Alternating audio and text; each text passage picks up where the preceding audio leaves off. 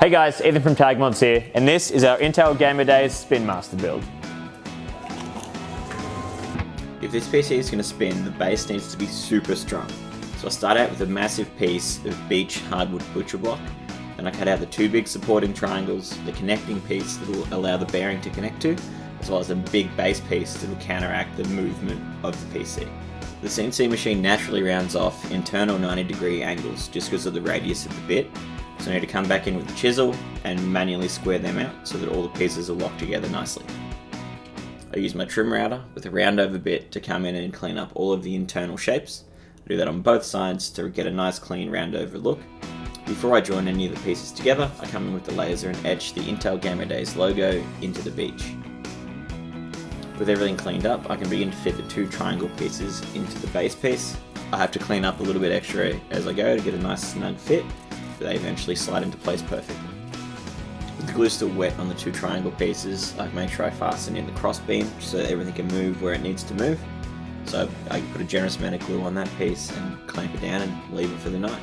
When lasering the butcher block, you're never going to get an even finish, so I come in with a black wood wax just to even out that finish and give a nice bold black background to our edge. With most of the woodwork done, it's time to focus on the acrylic box that will house the hardware. The front piece of that box is made out of a 10mm piece of opal that we're carving the Intel optical illusion, while the back panel of the box will be a black 10mm nice and strong piece of acrylic that will work as the base for mounting to the wood. With the 10mm opal fully carved, just time to satisfyingly peel off all that paper and then get it ready for some resin. So I'll hot glue some HDPE around the edges so that the resin won't stick to it and they can peel off easier later. And I gradually mix up our 5 different colours and pour them in.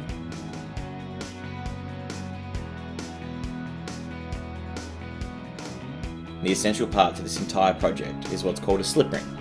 So we can splice that into the power cord for the computer, and that'll allow that cord to spin without getting tangled on itself, hence allowing the whole PC to spin and be powered at the same time. This is just simply soldered in place, covered in heat shrink, and then furthered by electrical tape to give it a nice strong connection. With all the base construction pretty much done, I just have to finish off the lid and then we can start getting hardware in the PC.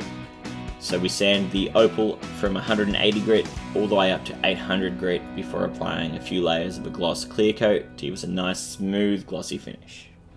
I use the acrylic bender to bend up a bunch of brackets for the power supply and graphics card just to make mounting them in the acrylic block nice and easy. That's pretty much everything for the project built, so it's time to get all the hardware ready to go in. Quick bit of CNC work later and we'll start to put the res together. Got that in, filled the loop, spun it a bunch of times, get as much air out as we could, and we're ready for the reveal.